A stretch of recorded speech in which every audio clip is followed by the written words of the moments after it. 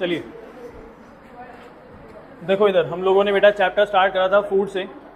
Food की requirement क्या है? हेल्प अस इन सर्वाइवल, है ना। फूड की रिक्वायरमेंट क्या है? ये हमको हेल्दी रखता है, ये हमको सर्वाइव करने में हेल्प करता है, ये हमको एनर्जी प्रोवाइड करता है, ये हमको सारी एक्टिविटीज़ करने में हेल्प करता है, प्लस हमको हेल्दी रहने में भी हेल्प करता है और इम्यून सिस्टम भी डेवलप करता है। ठीक है, बेसिक फूड के अंदर क्या क्या चीज़ें मिलती हैं हमको? Protein, carbohydrate, fat, vitamin and minerals. ठीक, ये हमको इन सब चीज़ों में हेल्प करता है। इसका बेसिक रिसोर्स कौन कौन से हैं हमारे पास? प्लांट्स और एनिमल्स, ये हमारे पास बेसिक रिसोर्सेज हैं।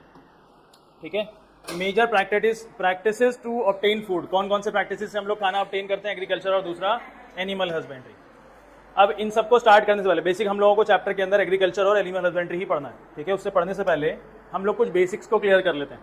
इंडिया के अंदर फूड प्रोडक्शन को इंक्रीज करने के लिए बहुत सारी प्रैक्टिसेस को जो है अप्रोच किया गया, अचीव किया गया। इसमें से एक है ग्रीन रेवोल्यूशन और दूसरा है वाइट रेवोल्यूशन। ग्रीन रेवोल्यूशन के अंदर इंडिया को सेल्फ सफिशिएंट बनाया गया कि हमारा जितना भी अनाज है, अनाज की रिक्वायरमेंट है, वो सब इंडिया खुद से ग्रो कर ले और इंडिया वालों को सबको सप्लाई कर दे। ठीक है, और वाइट रेवोल्यूशन के अंदर दूध का जितना रिक्वायरमेंट है उन सबको हम लोगों को सप्लाई कर दें विदाउट एनी इंपोर्ट ऑफ, कहीं से और से इंपोर्ट करने की जरूरत हमको ना पड़े। ठीक है, अच्छा ये सारा जो रेवोल्यूशन है, जो हम लोग सेल्फ सफिशिएंट बन रहे हैं कि बिल्कुल एनवायरनमेंट को नुकसान किए बगैर बन रहे हैं, नहीं, एनवायरनमेंट को थोड़ा बहुत नुकसान हो रहा है, एनवायरनमेंट डिसबैलेंस हो रहा है। जैसे कि ओवर यूज ऑफ सॉइल हो रहा है, सॉइल की जितनी कैपेसिटी है उससे ज़्यादा इस्तेमाल किया जा रहा है उसको।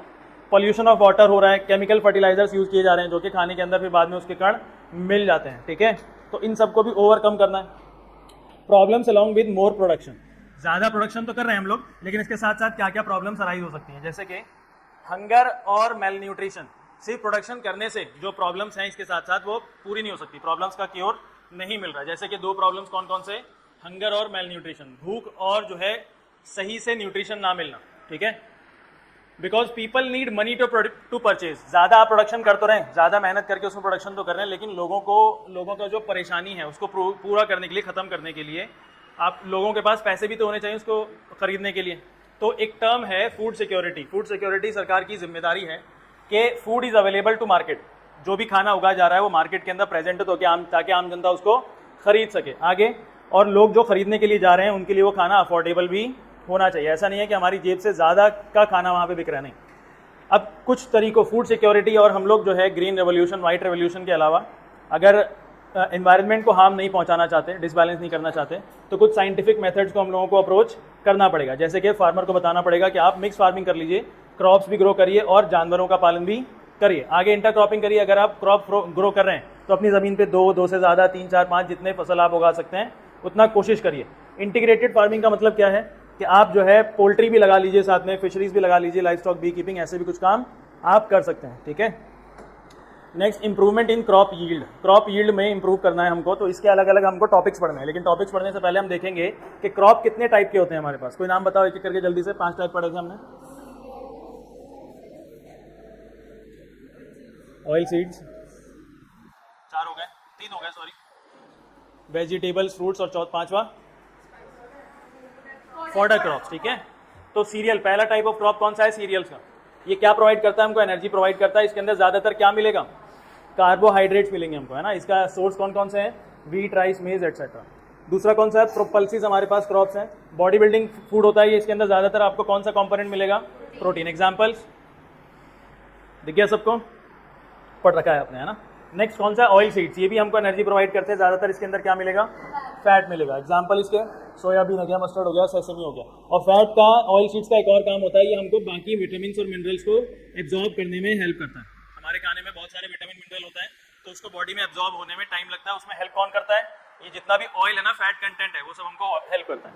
आगे कौन सा क्रॉप है हमारे पास? वेजिटेबल, फ्रूट्स और स्पाइसेस। ये हमको क्या प्रोवाइड कर रहे हैं? मिनरल, विटामिन, फाइबर एटसेट्रा, ये सब हमको प्रोवाइड कर रहे हैं। और ये क्या करता है? हमारी बॉडी को हेल्दी रखता है, हमारा इम्यूनिटी इंप्रूव करता है और हमारी बॉडी फंक्शंस को सपोर्ट करता है। समझ में आ रहा है सबको? फॉडर क्रॉप्स बेसिकली किसके लिए हैं? एनिमल्स के लिए, है ना, पशु के लिए। ओट्स हो गया, बरसीम हो गया और सुडान ग्रास हो गया। ठीक है, इसके बाद क्रॉप के सीजन्स होते हैं और कुछ कंडीशंस की रिक्वायरमेंट होती है। सबसे पहला क्लाइमेट और टेम्परेचर इसको चाहिए होता है ना, एक्यूरेट। इसका ऐसा क्रॉप उगाना है आपको जो कि सही कंडीशंस में उग सके। मतलब क्या है कि किसी भी क्रॉप को उगाने के लिए उसको कंडीशन की रिक्वायरमेंट होती है कि उसको सही क्लाइमेट मिल सके। ऐसा नहीं है कि आप सेब का पेड़ जो है साउथ में जाकर के उगा रहे हैं, ऐसे नहीं होगा। जिस जगह का फल है वो, जिस जगह का क्रॉप है, उसी के कंडीशन में, उसी की क्लाइमेट में वो उग सकता है। उसको टेम्परेचर भी एक्यूरेट चाहिए, ठीक है।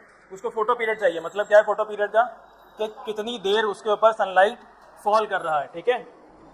और खारिफ क्रॉप्स, अब हमारे पास क्रॉप सीजन से खारिफ क्रॉप्स कौन से, रेनी सीजन के क्रॉप्स जो कि जून से अक्टूबर तक आते हैं, एग्जांपल पैडी, कॉटन, सोयाबीन, मेज एटसेट्रा, ठीक है। नेक्स्ट रबी क्रॉप्स कौन से, विंटर सीजन क्रॉप्स हैं, कब से कब, नवंबर से अप्रैल, अप्रैल मार्च अप्रैल में इनको हार्वेस्ट कर लिया जाता है, एग्जांपल व्हीट, मस्टर्ड, पी, ग्राम एटसेट्रा, ठीक है। नेक्स्ट टॉपिक हम लोग पढ़ेंगे बेटा इंक्रीज इन फूड प्रोडक्शन, पढ़िए लिखिए, increase in food grain production, पहला टॉपिक है हमारा, increase in food grain production, increase in food grain production in India, increase in food grain production in India, ठीक है। Increase in food grain production in India, bracket में आप topic ना NCERT वाला भी लिख सकते हैं। एनसीईआरटी के अंदर टॉपिक लिखा है बेटा improvement in crop yields, improvement in crop yields. Yields का क्या मतलब होता है, कोई बताएगा? यील्ड्स का प्रोडक्शन या फिर उपज है ना, या तो प्रोडक्शन हो गया या फिर उपज हो गया। Improvement in crop yields, improvement in crop yields, ठीक है, इंप्रूवमेंट इन क्रॉप यील्ड्स, ठीक है। अब इंप्रूवमेंट करना है हमको क्रॉप यील्ड के अंदर, लेकिन इससे पहले थोड़ी सी कहानी सुन लो। इंडिया के बारे में कहानी है। इंडिया तकरीबन 60 सालों में अकॉर्डिंग टू एनसीईआरटी 1952 से 2010 तक, 1952 से 2010 तक है ना, इंडिया में जो ग्रेन प्रोडक्शन है, खाने का प्रोडक्शन है, खाने में भी जो दाने का प्रोडक्शन है, दाने का, वो 4 गुना बढ़ा। कितना गुना बढ़ा? 4 गुना, है ना, 4 गुना बढ़ा। 1952 से लेके 2010 तक कितना प्रोडक्शन बढ़ गया? 4 टाइम्स इंक्रीज कर गया, ठीक है। ये 4 टाइम्स इंक्रीज इंडिया ने पता है कैसे करा है? सिर्फ, अच्छा पहले अगर मान लो कि 100 एकड़ जमीन पे फसल उगती थी, अब 125 एकड़ जमीन पे फसल उग रही है, सिर्फ 25% का इंक्रीमेंट हुआ, और दाना कितना गुना बढ़ा है? अगर 4 गुना आपको प्रोडक्शन बढ़ाना है, उपज बढ़ानी है, तो कम से कम 4 गुना जमीन तो लो। 4 गुना जमीन चाहिए नहीं चाहिए? लेकिन यहाँ पे कितना इंक्रीमेंट हुआ है जमीन के इस्तेमाल का? सिर्फ 25%, क्वार्टर टाइम्स बढ़ा है बस, 1/4 टाइम्स।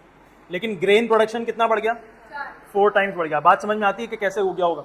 अगर 5 टाइम्स ग्रेन प्रोडक्शन बढ़ा है, तो मुझे तो ऐसा लगता है कि 5 टाइम्स जमीन चाहिए आपको, 5 गुना जमीन कम से कम चाहिए। लेकिन यहाँ पे क्या हुआ है? क्वार्टर टाइम्स आपने ज़मीन का इस्तेमाल बढ़ाया, क्वार्टर टाइम्स ज़मीन आपने इंक्रीज कर दिया कल्टीवेशन करने के लिए, और ग्रेन प्रोडक्शन 4 गुना बढ़ गया, ग्रेन प्रोडक्शन। तो इससे ये साफ साफ पता लगता है कि इंडिया ने सिर्फ ज़मीन को ज़्यादा यूटिलाइज करने से ग्रेन प्रोडक्शन नहीं बढ़ाया, कुछ नए मेथड्स इस्तेमाल किए होंगे, कुछ नई टेक्नोलॉजीज, कुछ नई टेक्निक्स का इस्तेमाल किया होगा। समझ में आ रहा है? तो वही तो मैं कह रहा हूँ, ज़मीन तो हम लोगों ने कम इस्तेमाल करी, लेकिन दाने का प्रोडक्शन बढ़ गया, तो पॉसिबल है क्या? इसका मतलब इंडिया ने कुछ नई टेक्नोलॉजीज का इस्तेमाल किया होगा, कुछ नई टेक्निक्स का, कुछ नई प्रैक्टिसेस का, कुछ नई साइंटिफिक प्रैक्टिसेस का इस्तेमाल किया होगा, तब जाकर के दाने का प्रोडक्शन बढ़ गया। समझ में आ रही बात? तो देखो, इसके अंदर हम लोगों को 3 चीज़ें पढ़नी है। इसके अंदर पहला हमको पढ़ना है बच्चे, 3 चीज़ें इंडिया ने कौन कौन सी इंप्रूव करी। सबसे पहले हम लोग पढ़ेंगे क्रॉप का वैरायटी इंप्रूव करा है। क्रॉप का क्या कर दिया? क्रॉप का वैरायटी इंप्रूवमेंट कर दिया। मतलब क्या है क्रॉप के वैरायटी इंप्रूव करने का? कि अगर गेहूं का दाना, एक गेहूं का दाना पिसने पे 2 ग्राम आटा दे रहा था, तो अब वो गेहूं का दाना पिसने पे 10 ग्राम आटा दे रहा है।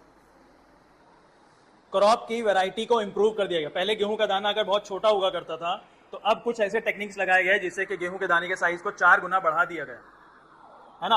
पहले अगर गेहूं के एक स्टॉक पे अगर 100 दाने लगा करते थे, तो अब उसी स्टॉक पे 400 दाने लग रहे हैं।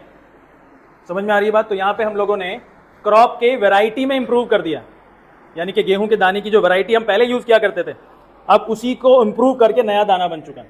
समझ में आ रही है बात? तो पहली चीज के अंदर हम लोग ये पढ़ेंगे। दूसरा हम लोगों को क्या पढ़ना है इसमें? दूसरा हम लोग पढ़ेंगे बेटा इसमें crop production management. Crop production management, ठीक है। क्रॉप प्रोडक्शन मैनेजमेंट मतलब क्या है? क्रॉप प्रोडक्शन मैनेजमेंट का कि क्रॉप जो प्रोड्यूस हो रहा है ना, क्रॉप जो बन रहा है, जो प्रोड्यूस हो रहा है, उसको बाद में मैनेज भी तो करना होता है। पहले भी मैनेज करना है, बाद में भी मैनेज करना है। क्रॉप प्रोडक्शन में जो क्रॉप प्रोड्यूस हो रहा है आपका ज़मीन से निकल रहा है, उसको मैनेज करना है। कुछ नई नई टेक्नोलॉजीज़ के साथ हम लोग उसको मैनेज करेंगे। पुराने ज़माने की मैनेजमेंट टेक्निक से अब हम लोग आगे बढ़ चुके हैं। समझ में आ रही है? मैनेजमेंट का मतलब क्या है कि उनको अच्छे से केयर करना, उनकी देख रेख करना, रख रखाव करना। ठीक है, कैसे करेंगे आगे हम लोग टॉपिक्स के अंदर पढ़ेंगे। तीसरी चीज़ इसके अंदर हम लोग पढ़ेंगे बच्चे, इस टॉपिक के अंदर तीसरी चीज़ पढ़नी है कि crop production management, protection management कैसे होता है। अब मान लो कि आपका क्रॉप बन चुका है, प्रोड्यूस हो चुका है, आपने उसको हार्वेस्ट कर दिया, काट दिया। काटने के बाद आप गोडाउन में स्टोर करोगे, तो आपने जो गोडाउन में स्टोर करा है कि उसको प्रोटेक्शन देने की जरूरत है कि नहीं। प्लस क्रॉप जो आपका प्रोड्यूस हो रहा है, अभी जमीन से चिपका हुआ ये उसका स्टॉक, उसकी डंडी, आप उस टाइम पे उसको प्रोटेक्शन देंगे कि नहीं देंगे। अगर उस टाइम पे प्रोटेक्शन नहीं दिया तो हो सकता है वहाँ पे आपका क्रॉप खराब भी हो सकता है। समझ में आ रही है बात? तो क्रॉप प्रोटेक्शन मैनेजमेंट कैसे होता है, उसको बचाने के क्या क्या तरीके हैं, इसके बारे में हमको इस टॉपिक के अंदर पूरा डिटेल में पढ़ना है। बहुत वास्ट टॉपिक है, पहले भी होती है बाद में भी। ठीक है, इतना लिखो, फिर हम लोग ये टॉपिक पढ़ेंगे आज, क्रॉप वैरायटी इंप्रूवमेंट।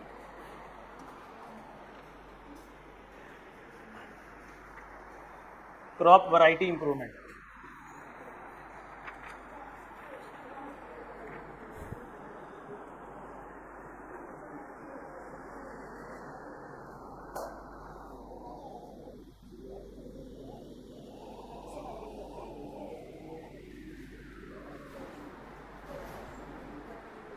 हो गया?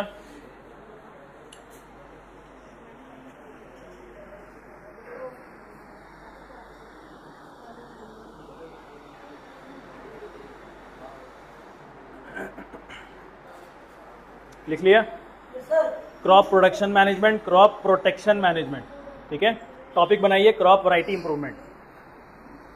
अब आप नया टॉपिक बनाइए क्रॉप वैरायटी इंप्रूवमेंट। बहुत वास्ट है ये, तीनों टॉपिक्स बहुत वास्ट हैं। ठीक है,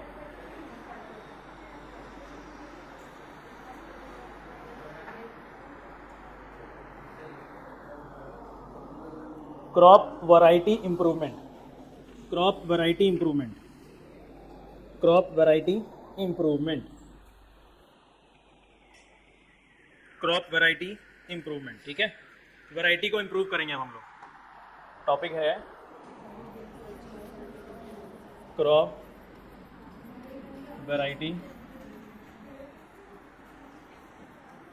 इंप्रूवमेंट। ठीक है, अब हमें इसके अंदर सबसे पहले पढ़ना है बेटा कि क्रॉप वैरायटी इंप्रूवमेंट, क्रॉप की फसल की जो वैरायटी है उसको इंप्रूवमेंट किस तरीके से करना है, इसकी कैसे किया जाता है।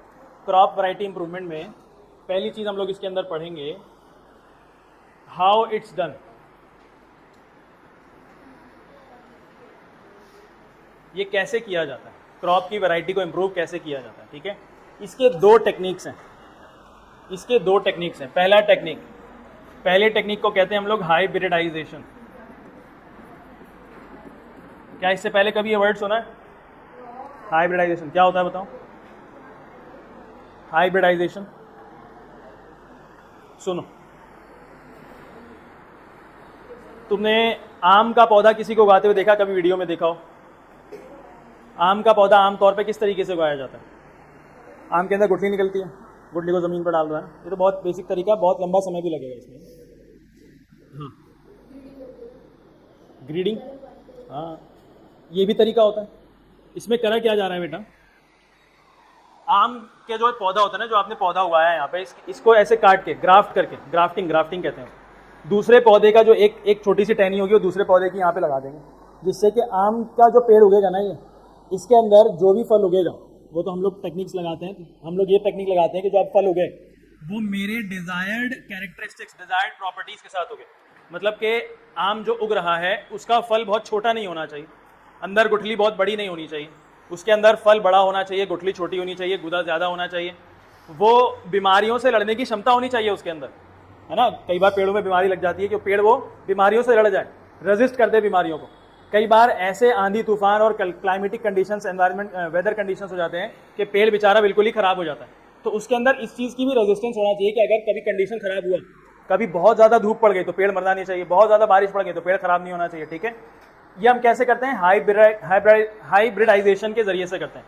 इसमें किया क्या जा रहा है, इसमें हम लोग दो पौधे लेंगे, उस दो पौधों में से जो डिजायर्ड कैरेक्टरिस्टिक है हमारे लिए, जो हम चाहते हैं कि नए फल के अंदर ऐसा हो गए, वो हम उसको ले लेंगे और नया पौधा बना लेंगे उससे। ठीक है, देखो लिखो इसके बारे में डेफिनेशन है। चूजिंग टू जेनेटिकली चूजिंग, इसके बारे में definition, choosing to genetically different plants, choosing to genetically different plants, choosing to genetically different plants to combine their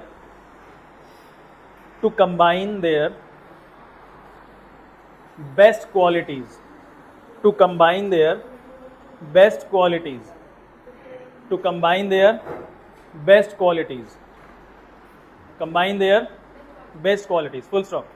hybridisation किस तरीके का मेथड है, प्रोसेस है बेटा, इसके अंदर हम लोग दो पौधे लेंगे, अलग अलग प्लांट्स लेंगे, जेनेटिकली अलग अलग, जेनेटिकली का मतलब क्या है कि उनके अंदर अलग अलग प्रॉपर्टीज होंगी, अलग अलग जीन्स होंगे उनके अंदर, है ना। अलग अलग प्लांट्स लिए, उन दोनों को जोड़ा, उन दोनों में से एक पौधा बनेगा और वो पौधे के अंदर सारी अच्छी क्वालिटीज आएंगी। समझ में आ रही है बात। मान लो कि एक पौधा ऐसा था जो कि बीमारियों से लड़ सकता था, लेकिन उसका फल अच्छा नहीं था, फल अच्छा नहीं है लेकिन बीमारियों से लड़ता है बेचारा। जब से पौधा हुआ है उसको बारिश हो जाए बहुत तेज कोई फर्क नहीं पड़ता, धूप और गर्मी बहुत हो जाए कोई फर्क नहीं पड़ता, आसपास के पौधों में बीमारियां हो जाए, पौधे खराब हो जाए, इसको कुछ नहीं होता। तो अच्छी प्रॉपर्टी क्या है इसकी कि हर तरीके की कंडीशंस को अच्छे तरीके से रेजिस्ट कर पा रहा है, ये कंडीशन हो गई। और एक पौधा ऐसा था जो कि फल बहुत अच्छा दे रहा है लेकिन वो बीमारियों से लड़ नहीं पा रहा। कंडीशन अगर हो गई, बारिश पड़ गई तो बेचारा मर जाता है, धूप तेज हो गई तो खराब हो जाता है, बीमारियां लग जाती हैं उसके अंदर। तो दोनों के अंदर कुछ अलग अलग अच्छी प्रॉपर्टीज हैं क्या, एक तो बीमारियों से लड़ पा रहा है और दूसरा अच्छा फल दे पा रहा है। तो दोनों को हम लोग जोड़ देंगे। जोड़ने के बाद अब हमारे पास जो नया पौधा निकलेगा वो पौधा अच्छा फल भी देगा और बीमारियों से लड़ेगा। अलग अलग टेक्निक्स होती हैं, ठीक है। कभी ग्राफ्टिंग कर लेते हैं, कभी उसके अंदर हम लोग कुछ केमिकल जीन्स को निकाल करके डाल देते हैं, हैं? केयरलिंग, ये क्या होता है? होता होगा कुछ, मेरे को पता नहीं है ना, मैं तो ग्राफ्टिंग कहते हैं हम लोग, ठीक है। सीधे बैठो, लिखा हाइब्रिडाइजेशन।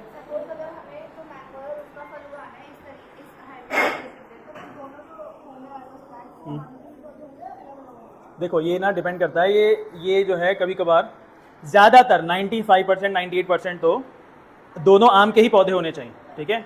लेकिन बहुत ही रेयर ऐसा भी है कि दो अलग अलग फलों को ही कंबाइन किया गया। बहुत ही रेयर, बहुत ही कॉम्प्लेक्स है, बहुत रेयर है। कभी हो सकता है एक आध बार कभी किया गया हो, वो जिंदा भी ना रहा हो पेड़, ठीक है ना। ये हाइब्रिडाइजेशन जो बता रही हो तुम बहुत ज़्यादा रेयर है, बहुत ज़्यादा कॉम्प्लेक्स है, ठीक है ना। लेकिन आमतौर पे कैसा किया जाता है, दो अलग अलग आम के पौधों को जोड़ा जाएगा, ठीक है।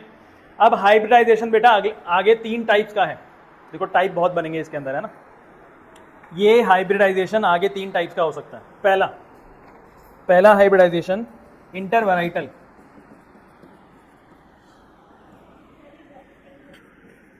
ग्राफ्टिंग ही बता। पहला टाइप है बेटा हाइब्रिडाइजेशन का इंटरवैराइटल। ग्राफ्टिंग में जो पौधा है ना, जो ये मान लो ये पौधा हुआ है मैंने ज़मीन से मिट्टी से, इसमें एक स्टॉक निकल गया, इसका थोड़े बहुत पत्ते वत्ते निकले, इसके सब मैंने काट के हटा दिया स्टॉक, ठीक है। अब इसको जो है ना मैं कुछ ऐसे काटूंगा यहाँ से कि इसका ना एक ऐसा नोक बन जाए, है ना। फिर मैं एक अच्छा प्लांट का ब्रांच लेके आऊँगा जो बढ़िया फल देता है, उसके छोटे से ब्रांच को ऐसे ही काट के इसके साथ ऐसे जोड़ दूंगा, टेप से रस्सी से बांध दूंगा, ठीक है। तो अब इसके अंदर जो पौधा निकलेगा ना अच्छे प्लांट का पौधा निकलेगा, ठीक है। ग्राफ्ट कर दिया हमने। इस तरीके से जो फ्रूट है ना वो जल्दी भी निकलता है। बोलो हाँ, क्वालिटीज, ठीक है। लिखा बेटा। पहला टाइप कौन सा हाइब्रिडाइजेशन का, इंटरवैराइटल। इंटरवैराइटल में हो क्या रहा है कि दो अलग अलग वैरायटीज लेंगे सेम स्पीशीज की। जैसे कि गेहूं लिया है हमने, दोनों स्पीशीज के गेहूं ही हैं, ठीक है। दोनों गेहूं को जोड़ दिया। एक गेहूं बेटा कुछ अच्छा दाना प्रोड्यूस करता था और दूसरा गेहूं जो है अच्छा स्टॉक प्रोड्यूस करता था। एक गेहूं का जो स्टॉक था वो दोनों गेहूं ही हैं, दोनों गेहूं की फसल हैं। एक स्टॉक में दाने कम उग रहे हैं, लेकिन जो दाना है ना वो अपने आप में बहुत मोटा है, बहुत आटा निकल रहा है उसको पीसने का। लेकिन जो दूसरी फसल है उसका जो स्टॉक है, उसके गेहूं का दाना छोटा है, लेकिन उसके स्टॉक पे गेहूं के दाने लगे हुए बहुत सारे हैं, ठीक है। तो दोनों को लाया, इंटरवैराइटल हुआ। एक स्पीशीज के दो वैरायटी, दोनों को जोड़ा।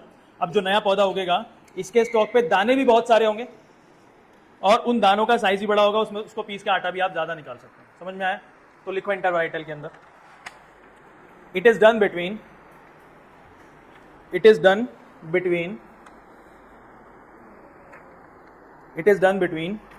two varieties of, it is done between two varieties of same species. It is done between two varieties of same species. Two varieties of same species. ठीक है, एग्जाम्पल लिखो इसका फुल स्टॉप लगा के. Between two types of wheat. Between two types of wheat. Between two types of wheat. ठीक है, कोई दिक्कत? चलिए, इसका सेकंड टाइप बेटा, इसका सेकंड टाइप है interspecific. Interspecific, interspecific second type. किसका टाइप है ये? हाइब्रिडाइजेशन का सेकंड टाइप है इंटरस्पेसिफिक. अब इसके अंदर क्या लिए जाएंगे बेटा? सेम स्पीशीज के, है ना, सेम स्पीशीज के, सॉरी सेम जीनस के, मतलब स्पीशीज के ऊपर वाली कैटेगरी है ये. मतलब दोनों दिखेंगे आपको एक जैसे ही, लेकिन स्पीशीज सेम नहीं. ठीक है, दोनों है भी सेम. देखो हमारे पास ना जो ऑर्गेनाइजेशन है किसी भी ऑर्गेनिज्म का, उसके अंदर क्लासिफिकेशंस होते हैं. ठीक है, पहले कोई आता होगा अलग से, पहले एनिमल्स आ जाएं, है ना. एनिमल्स के अंदर भी अलग अलग कैटेगरीज होती हैं, जैसे कि जेनरा होता है, फिर जीनस होता है, फिर स्पीशीज़ होते हैं ना, बहुत सारी चीज़ें होती हैं ऐसे. हमारे पास एक चैप्टर था, उसको हटा दिया गया, तो हम लोगों ने ये सारे टर्म्स पढ़े नहीं. ठीक है, तो अभी आप क्या देख रहे हैं? अभी हमारे पास हमने सेम स्पीशीज़ के क्रॉस कराया कहाँ पे? इंटरवैराइटल में. अब हम लोग सेम जीनस का पौधा लेंगे. पौधा क्या लेंगे? दो पौधे लेंगे, लेकिन जीनस दोनों का सेम होगा, लेकिन स्पीशीज़ दोनों की अलग अलग. इस जीनस के अंदर एक स्पीशीज़ यहाँ हो सकती है, एक स्पीशीज़ यहाँ हो सकती है ना. ये species number 1, species number 2, species number 3. बोलो, बात समझ में आ रही है? ये देखो एक जीनस है, जैसे कि मैंने बताया कि ये एक कैटेगरी है ए. इसके अंदर अलग अलग क्लासिफिकेशंस हो सकते हैं कि नहीं? हो सकते हैं ना. तो ये species number 1, species number 2, species number 3, और ये अपनी एक कैटेगरी जिसका नाम क्या है? जीनस. ठीक है, अब हम लोग जीनस तो इन तीनों का सेम ही होगा क्या? इन तीनों का जीनस तो सेम होगा, लेकिन स्पीशीज अलग अलग है. समझ में आ रहा है? स्पीशीज ये अलग अलग है. इंटरस्पेसिफिक में हम क्या करेंगे? अलग अलग स्पीशीज के पौधे लेंगे, लेकिन दोनों का जीनस सेम होगा. ठीक है, दोनों का जीनस सेम होगा. जैसे कि एग्जांपल में एक हमने लिया, जो गेहूं ना फसल में किसान उगाता है वो गेहूं, और एक गेहूं ऐसा है जो जंगली है, जंगलों में उगता है अपने आप. अच्छा ये बताओ, पालतू कुत्ता ज़्यादा सॉफ्ट होता है कि जंगली कुत्ता? मतलब पालतू कुत्ता. और जंगली कुत्ता कैसा है? कोई भी कंडीशन हो जाए उसको कोई फर्क नहीं पड़ता. बारिश हो जाए नहाता रहेगा, गर्मी पड़ जाए कोई बीमारी नहीं होती है ना. पालतू कुत्ता या बहुत ज़्यादा कमज़ोर होता है क्या? जंगली कुत्ता बहुत ज़्यादा स्ट्रांग होता है क्या? वैसे ही ये राई है, ये जो है गेहूं है जो जंगली है. अब ये जो जंगली गेहूं है ना, ये कंडीशंस में उग रहा है. कौन सी? जंगल के कंडीशंस में उग रहा है. जंगल में क्या कोई फसल जा करके फसल में खाद डाल रहा है क्या? वो कैसे भी ज़मीन पे उग जाता है ना. कोई कंडीशन उसको बहुत ज़्यादा एक्सट्रीम मिल जाए, उस गेहूं को कंडीशन एक्सट्रीम मिल जाए कि एक एक हफ्ते लगातार बारिश हो रही है, लेकिन उस गेहूं के दाने को कोई फर्क नहीं पड़ रहा, है ना. गर्मी बहुत ज़बरदस्त पड़ गई, पानी नीचे ज़मीन में सूखा पड़ गया, उस गेहूं के दाने को कोई फर्क नहीं पड़ रहा, उस पौधे को गेहूं के कोई फर्क नहीं पड़ रहा. तो जंगली गेहूं है वो. ठीक है, और हमने दूसरी स्पीशीज़ कौन सा लिया है? जो फार्मर उगाता है गेहूं का. दोनों के अंदर कुछ अच्छी अच्छी क्वालिटीज़ होंगी क्या? जंगली वाले में क्या क्वालिटी है? ज़्यादातर क्लाइमेटिक कंडीशंस को रेजिस्ट कर पा रहा है, और जो गेहूं फसल में किसान उगा रहा है वो, उसके अंदर दाना अच्छा होगा, है ना, साफ सुथरा दाना होगा, उसके अंदर बीमारियां कम लगती होंगी. है ऐसा भी कुछ भी हो सकता है. तो इंटरस्पेसिफिक में क्या है बेटा कि दो अलग अलग स्पीशीज़ के हम लोग पौधे लेंगे, सेम जीनस के होंगे, और उनको हम लोग क्रॉस करा देंगे, फिर नया प्लांट बनेगा. उसके अंदर क्लाइमेटिक कंडीशंस को झेलने की ताकत भी होंगी, और वो क्या करेगा बेटा? ज़्यादा बड़ा गेहूँ, ज़्यादा आटा उसके अंदर से निकल पाएगा, अच्छी क्वालिटीज़ होंगी. बेसिक बात ही है. ठीक है, तो लिखो इंटरस्पेसिफिक का. Between two species of same genus. ठीक है, between two species of same genus. Between two species of same genus. ठीक है, एग्जाम्पल लिखो इसके नीचे. Between wheat and wild wheat. ठीक है, wheat and wild wheat. wheat and wild wheat. तीसरा टाइप हाइब्रिडाइजेशन का. तीसरा टाइप है हाइब्रिडाइजेशन का बेटा इंटरजेनेरिक। इंटरजेनेरिक ये बहुत ज़्यादा कॉम्प्लेक्स है, बहुत ज़्यादा रेयर है, मैं तो बराबर किया है। इसमें क्या होगा बच्चों, दो अलग अलग ही पौधे ले लिए, मान लो यहाँ दोनों का जॉनरा भी अलग है, दो अलग अलग ही पौधे ले लिए, गेहूं और सरसों बिल्कुल अलग है कि नहीं, दोनों को जोड़ दी। ठीक है, ये करता नहीं है कोई, करा होगा साइंटिफिक लैब्स के अंदर किसने, कंट्रोल्ड एनवायरनमेंट के अंदर किसने करके देखा होगा तो हुआ होगा, है ना, ऐसा कुछ अभी तक तो है नहीं, और होते भी होंगे तो हम तक पहुंचा नहीं है अभी तक कुछ। ठीक है, तो इंटरजेनेरिक लिखो between two different genre.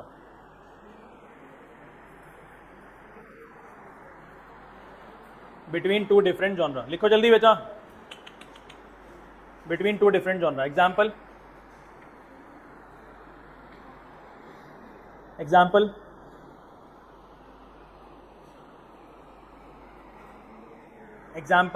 wheat and rye, RYE, example wheat and rye, ठीक है, RYE।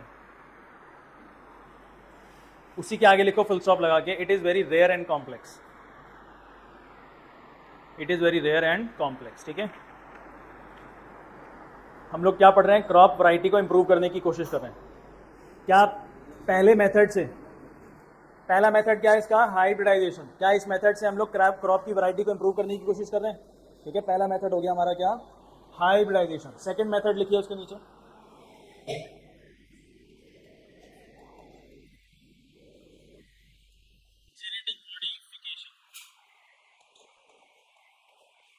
Genetic modification, genetic modification, genetic modification,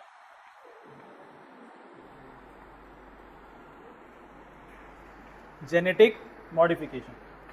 modification का मतलब बदलाव करना, बदलाव है ना, मॉडिफिकेशन मतलब बदलाव, चेंजेस। तो जेनेटिक चेंजेस का क्या मतलब है यहाँ पे, जीन्स को चेंज कर देना। क्या करना अब्दुल रहमान, जेनेटिक मॉडिफिकेशन का क्या मतलब है, जीन्स को चेंज कर देना। जीन्स मतलब होते हैं कि, अच्छा ये बताओ, हर इंसान एक दूसरे से थोड़ा बहुत अलग दिखता है क्या। अब्दुल रहमान इधर आके बैठ, हाँ इधर आ जाओ, जल्दी उठ जाओ बेटा, इतना टाइम थोड़ी होता है। इधर आके बैठो इस तरफ, अली के पास, इधर, ये अली के पास इस तरफ वाली। देखो, क्या हर इंसान एक दूसरे थोड़ा बहुत अलग दिखता है क्या, है ना, हाइट में थोड़ा बहुत फर्क होता है, तो हाइट अपने आप में एक जीन है। ठीक है, क्या कलर में अलग होता है, फर्क होता है, तो कलर अपने आप में एक जीन है। हेयर का टाइप में भी फर्क होता है क्या, तो हेयर का टाइप भी अलग अपने आप में एक जीन है। ठीक है, तो इसमें होता क्या है कि एक प्लांट के अंदर ना हम लोग कुछ साइंटिफिक तरीके से कुछ स्पेशल जीन्स को प्रोड्यूस करा देते हैं, इंट्रोड्यूस करा देते हैं। किसी अच्छे प्लांट के जीन्स निकाले हमने और उसके जीन्स हम इस प्लांट के अंदर डाल देंगे ताकि इसके अंदर भी अच्छी चीज़ें प्रोड्यूस होने लगे। समझ में आया, जीन्स निकालना मतलब कुछ अंदर से केमिकल्स निकाल करके यहाँ पे डाल देना।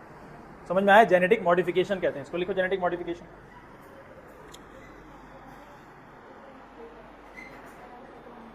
A method in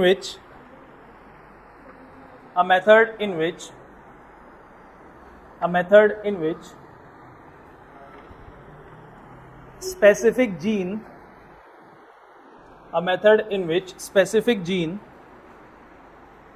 is introduced. Specific gene is introduced. Specific gene is introduced into a plant which gives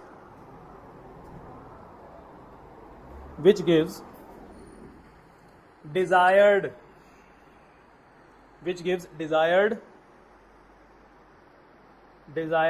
traits, TRAITS,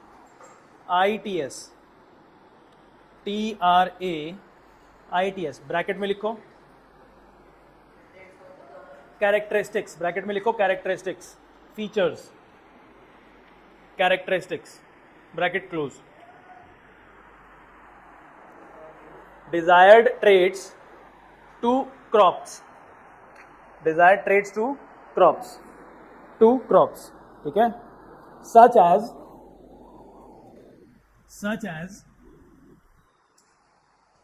as paste resistance. कौन बताएगा क्या होता है ये पेस्ट रेजिस्टेंस?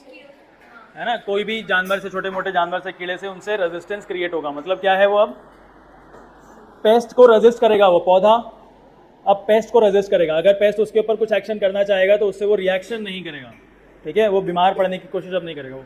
नेक्स्ट क्या हो सकता है बेटा, पेस्ट रेजिस्टेंस।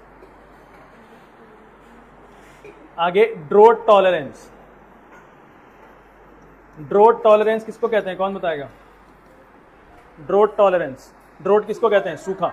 अगर सूखा पड़ भी गया तो उसको कुछ दिन तक वो सह लेगा, ड्रोट को टॉलरेट कर लेगा, ठीक है। आगे इंप्रूव्ड न्यूट्रिशन। अब जो फल उगा रहा है वो वेजिटेबल्स उगा रहा है या फिर कुछ भी सीरियल्स या पल्सेस उगा रहा है, वो प्रोड्यूस हो रहे हैं उसके अंदर, तो उसके अंदर जो है ना न्यूट्रिशन जो भी मिल रहा है उसके अंदर आपको वो इम्प्रूव्ड मिलेगा, मतलब ज़्यादा से ज़्यादा मिलेगा आपको, पहले जितना मिलता था उससे ज़्यादा मिलेगा। समझ में आया? हम लोग टॉपिक क्या पढ़ रहे हैं? नहीं, क्रॉप वैरायटी इंप्रूवमेंट, ठीक है। इसके अंदर का पहला टॉपिक क्या पढ़ा हमने? हाउ इट्स डन, ये कैसे किया जाता है, क्रॉप की वैरायटी को कैसे इंप्रूव किया जाता है। दो मेथड समझ में आ गए क्या? पहला मेथड, दूसरा मेथड, समझ में आया? कोई डाउट है किसी को? चलिए, अब आपने बेटा जेनेटिक मॉडिफिकेशन करके बीज तैयार कर दिया, पौधा तैयार कर दिया, हाइब्रिडाइजेशन करके आपने लैब के अंदर पौधा तैयार कर दिया, ठीक है। पौधा नहीं, जरूरी नहीं, नर्सरीज के अंदर भी होती है, कंट्रोल एनवायरनमेंट के अंदर होती है, ठीक है। अब आपने कर तो दिया पौधा, बढ़िया पौधा उग रहा है भाई अब मेरा। अब ये बढ़िया कब माना जाएगा? जब धरती के अलग अलग जमीन के हिस्सों में हर जगह पे वही कंडीशन, वही कांस्टेंट रिजल्ट दे, तभी तो बढ़िया माना जाएगा। ऐसा ना हो कि जहां पे आपने इसका टेस्ट किया था वहां पे तो बढ़िया फल दे रहा है, लेकिन अगर धरती के किसी और कोने में लेके चले गए आप, या सिर्फ इंडिया की बात करें हम लोग, तो इंडिया के किसी और ज़मीन में जाकर के उसको हमने बीज को बोया तो वहाँ पे वो रिजल्ट दे ही नहीं रहा। समझ में आ रही है बात? तो ये रिजल्ट्स ना आपने कर तो दिया, लेकिन ये दुनिया के अंदर एक्सेप्ट, हमारे देश के अंदर एक्सेप्ट कब किया जाएगा? जब ये ज़्यादातर क्लाइमेटिक कंडीशंस में उग जाए, है ना। और ये कब एक्सेप्टेड होगा, कब ये ज़्यादातर हमारे लिए सक्सेसफुल होगा?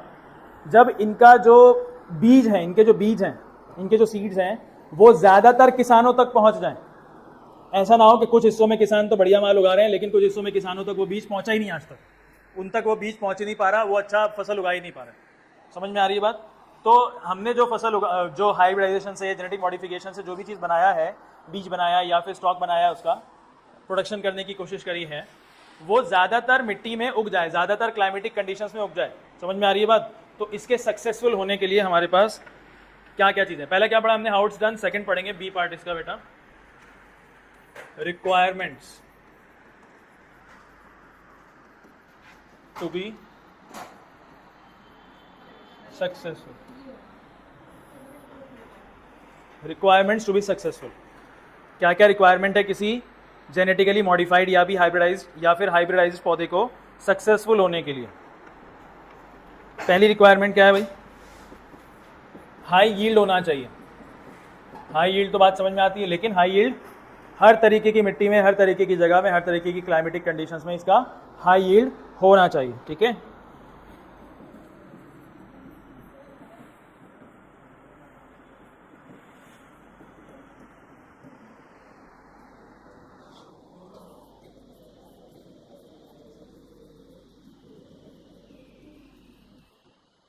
High yield in different areas, different regions, different climatic condition, सब में होना चाहिए, ठीक है। सेकंड, सक्सेसफुल होने के लिए कौन सी चीज होगी हमारे पास? फार्मर्स को वो सीड मिल जाना चाहिए ना।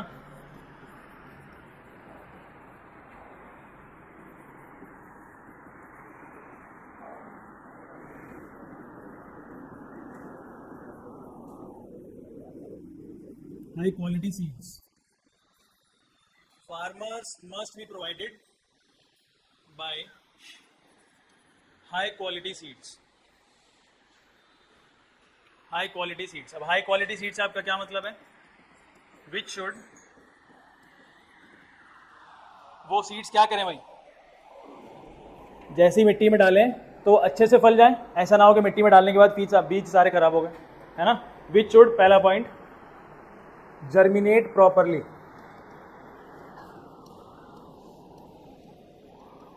ठीक है। सेकंड पॉइंट,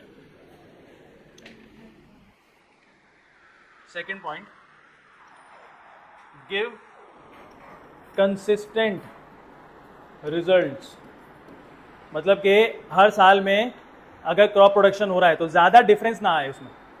अगर एक बार में एक फसल ने हमको 1 टन गेहूं दिया है तो अगली बार 1 टन के आसपास ही मिल जाए, ज़्यादा मिल जाए लेकिन कम ना हो, 1 टन के आसपास लेकिन मिल जाए, कंसिस्टेंट रिजल्ट मिलता रहे। सीधे बैठो। ठीक है। और तीसरी चीज़ क्या है भाई, तीसरी चीज़ ये है कि जो फार्मर पहले उगाता था ना, उसको वही उसी कैटेगरी का बीज मिलना चाहिए। फार्मर मान लो पहले चावल की खेती करता था, आप उसको गेहूं का दाना दे रहे हैं तो ऐसे थोड़ी चलेगा। सेम कैटेगरी, सेम वैरायटी का होना चाहिए।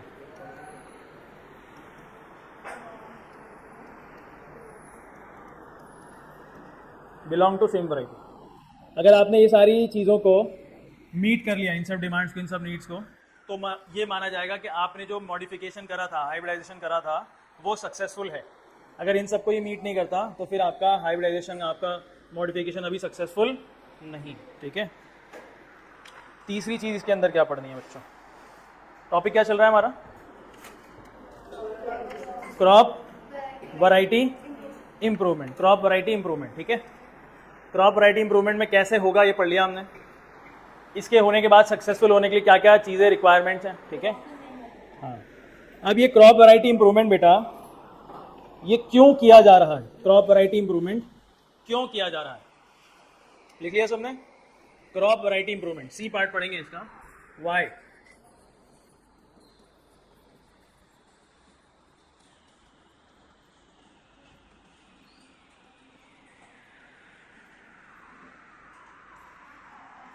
Y crop variety improvement, why crop variety improvement. ठीक है। Why crop variety improvement, crop variety की इंप्रूवमेंट क्यों किया जा रहा है। सबसे पहले 5 बातें लिखनी है इसके अंदर हमको। पहली चीज, क्रॉप वैरायटी इंप्रूवमेंट क्यों कर रहे हैं हम लोग, ताकि प्रोडक्शन बढ़े। पहला रीजन क्या हो सकता है इसका, प्रोडक्शन बढ़ाने के लिए। मतलब क्या है, हमको हाई यील्ड मिले। क्या मिले भाई, हाई यील्ड, हाई प्रोडक्शन मिले, है ना। हाई प्रोडक्शन से आपका क्या मतलब है, हाई यील्ड से कि जितनी जमीन पे आप पहले उगाया करते थे 1 टन, अब उसी जमीन पे आपको 4 टन माल मिलता रहे। समझ में आया। तो मोर प्रोडक्शन पर एकड़, मोर प्रोडक्शन इन पर एकड़ एरिया। ठीक है। सेकेंड चीज, एकड़ ही बोलते हैं, हिंदी में एकड़ लिखते हैं, इंग्लिश में ऐसे लिखते हैं। ठीक है। सेकेंड चीज, दूसरी क्या चीज है बेटा, इंप्रूव्ड क्वालिटी। क्या, प्रोडक्शन, उपज, इंप्रूव्ड क्वालिटी। इंप्रूव्ड क्वालिटी से आपका क्या मतलब है, जैसे मैं आपको जो एग्जांपल देता हूं, पहला एग्जांपल है इसका, वीट। अगर मैं बता रहा हूं वीट का इंप्रूवमेंट हुआ है, वीट का इंप्रूवमेंट से आपका क्या मतलब है?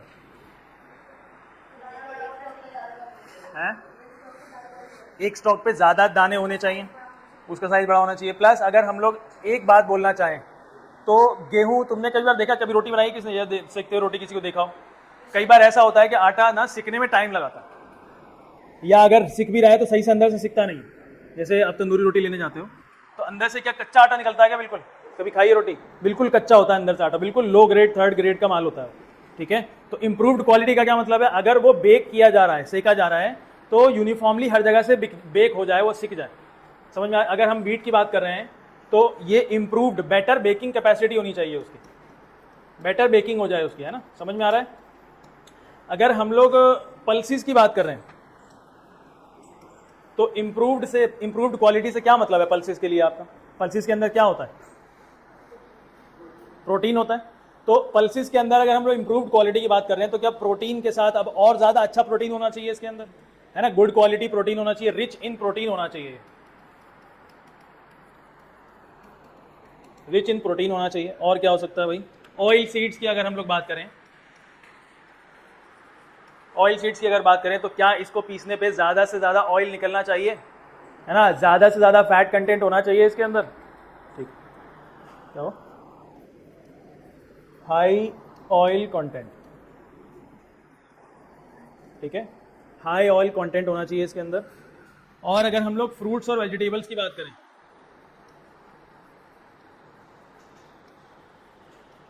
फ्रूट्स और वेजिटेबल्स की बात करें तो इससे आप क्या समझते हैं, इसके इम्प्रूवमेंट से आप क्या समझते हैं,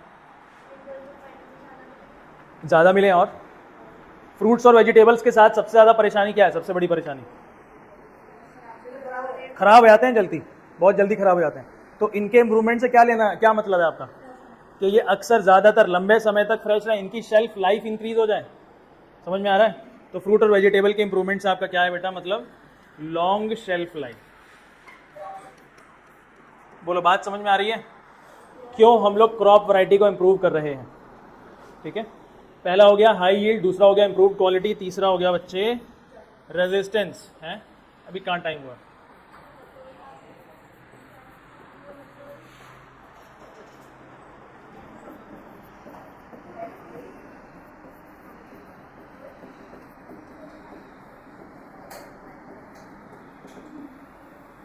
resistance to biotic and abiotic factors, resistance to biotic and abiotic factors.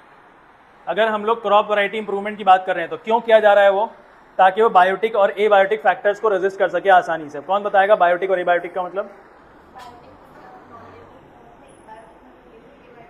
सबने सुन लिया, पता ही होगा सबको वैसे तो, नहीं, बायोटिक मतलब लिविंग और एबायोटिक मतलब नॉन लिविंग, ठीक है। रेजिस्टेंस का मतलब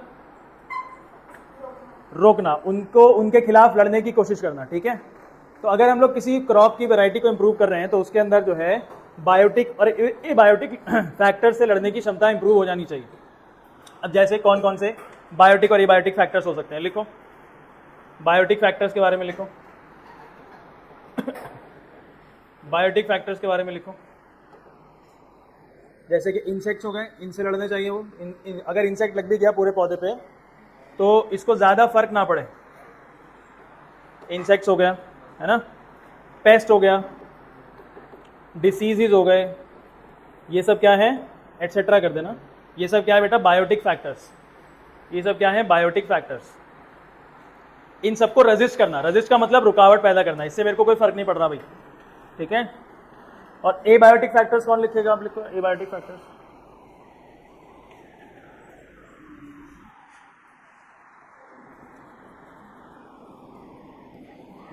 एबायोटिक फैक्टर्स। एबायोटिक फैक्टर्स का मतलब ऐसी कोई चीज़ है जो नॉन लिविंग हो लेकिन प्लांट को नुकसान पहुंचा सकती है, जैसे कि जल्दी बताओ, ड्रोट है, एक्सेस वाटर, जैसे कि फ्लड हो गया, या फिर ड्रोट हो गया, या फिर हीट हो गई, है ना, बहुत ज़्यादा नुकसान हो सकता है उसका। तो इन सबको ये रेजिस्ट कर ले, ठीक है, इन सबको ये रेजिस्ट कर ले एटसेट्रा। ये हो गया हमारा तीसरा रीज़न कि हमको इम्प्रूव क्यों करना है क्रॉप की वैरायटी को। चौथा रीज़न लिखिए, फोर्थ है, अभी टाइम है, 20 मिनट टाइम है अभी, तो मगरिब की अजान होती छुट्टी होगी इंशाअल्लाह। हाँ, नमाज नहीं पढ़ा देना आज, तो सब पढ़ लेंगे, ठीक है। फोर्थ नंबर लिखिए,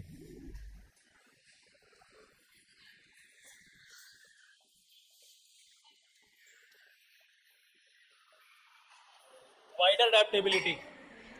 वाइडर अडेप्टेबिलिटी का क्या मतलब है, वाइडर अडेप्टेबिलिटी, हाँ, अच्छे से ये अडेप्ट कर जाए किसी भी क्लाइमेट के अंदर, किसी भी रीजन के अंदर, किसी भी कंडीशन के अंदर ग्रो कर जाए, ठीक है। तो वाइडर अडेप्टेबिलिटी लिखिए।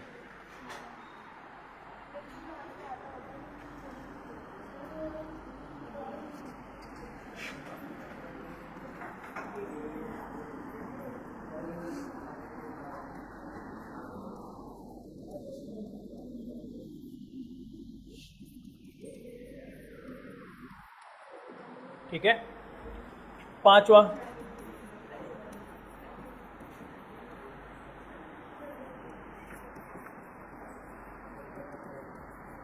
Change in maturity duration.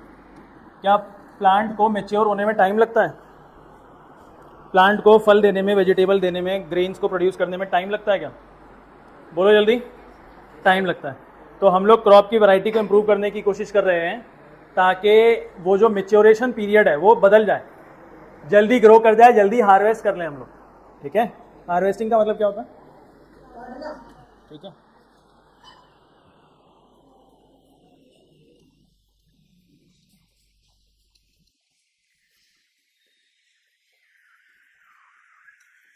Faster growth and harvest हो सकता है इसका मतलब। और क्या हो सकता है भाई? लो कॉस्ट हो जाए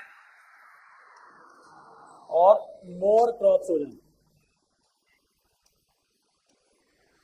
है ना, एक ही साल में ज्यादा से ज्यादा क्रॉप उग सके। और लास्ट चीज इसकी, हाँ क्यों नहीं हो सकती? अगर हम लोग जल्दी जल्दी उसको काट रहे हैं, जल्दी जल्दी उगा रहे हैं, 4 महीने में उग जाए, फिर अगले 4 महीने फिर उग जाए, फिर अगले 4 महीने में उग जाए, तो एक ही साल में हम लोग 3 बार 4 बार फसल उगा पा रहे हैं। तो अब दाना ज़्यादा आ गया मार्केट के अंदर, कॉस्ट लो, है ना, दाना बहुत ज़्यादा भी आ गया तो भी कॉस्ट लो, सप्लाई बढ़ा दो कॉस्ट लो, कॉस्ट कम। लास्ट चीज, डिजायरेबल एग्रोनॉमिक्स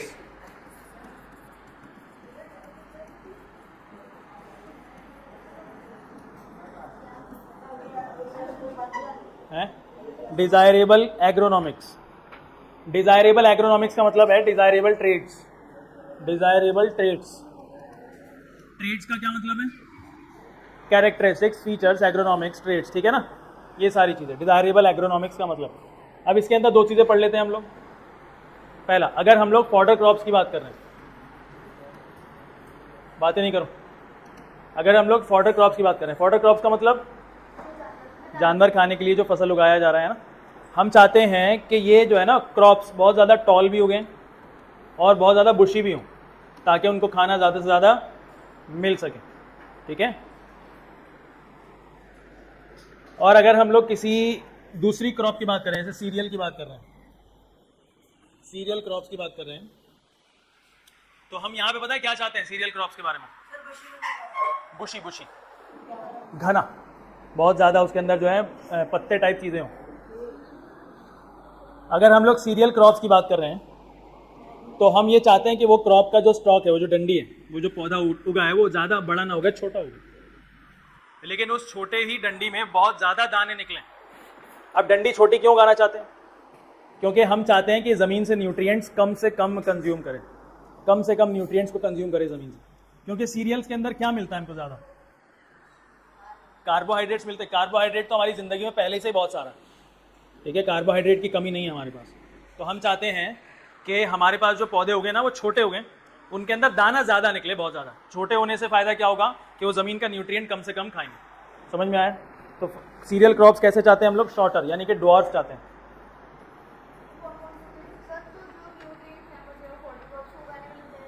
क्या?